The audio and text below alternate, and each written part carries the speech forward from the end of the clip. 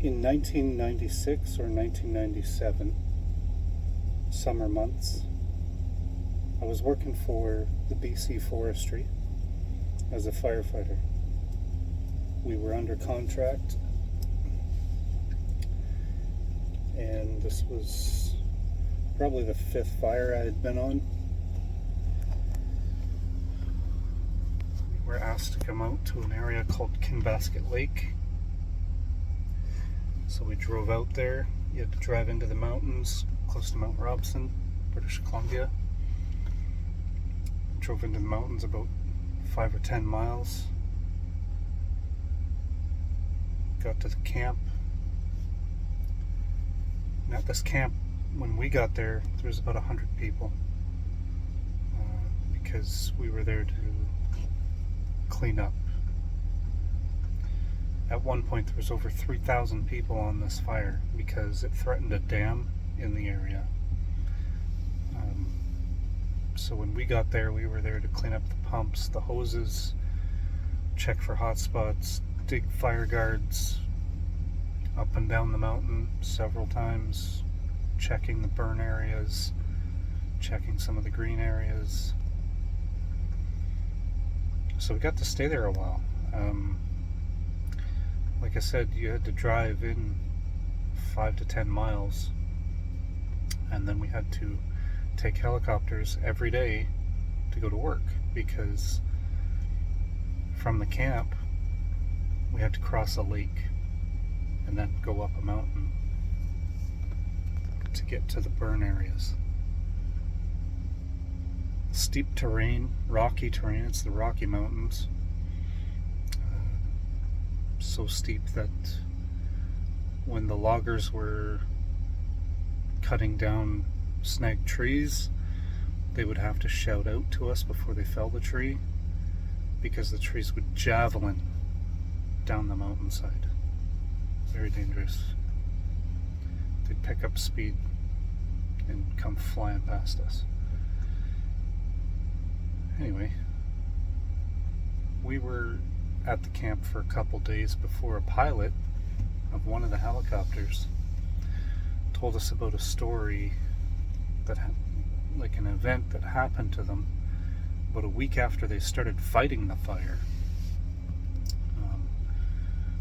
A lot of the workers were saying that at lunchtime black bears were coming out of the green areas and coming after them for the lunch. And when it got to be too close for comfort, they devised a plan to send helicopters in during lunchtime to scare off the bears.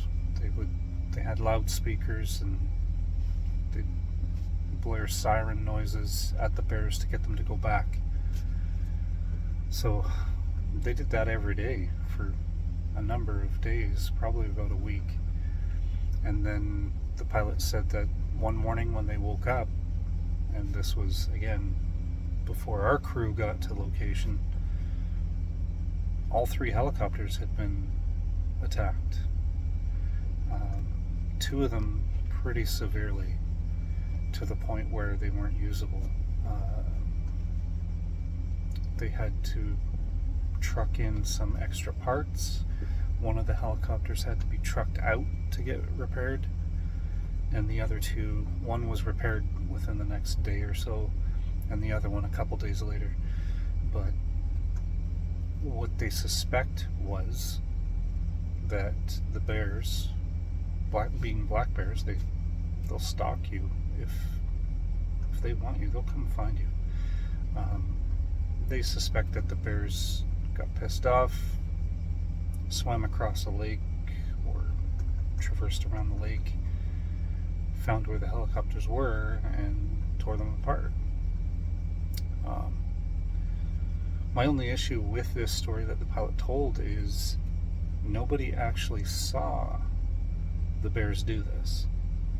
So, was it bears? That's the question. I've been looking at a few reports and stuff from the area, from that era, from the fire, and it's kind of hard to get any info now. Of course, that was before probably before they were logging stuff into the forestry database for stuff like that, incidents. There was probably no police report, considering it was bears. So who knows? Again, my issue is nobody saw them do it, and I'm not too sure that black bears would team up like that and, hey, let's go get this guy, or let's go get these machines. There's other creatures out there actually who do organize attacks. Primates do this. They'll organize an attack on an individual that they don't care about. And so, was it black bears that did this to the helicopters? That's why I was looking for information, because any reports would show or say that the indications to the helicopter would show claw marks, things of that nature that would be bear related. So I was thinking, of all the animals in the world, what could do that? I was thinking Sasquatch or Bigfoot could probably do that.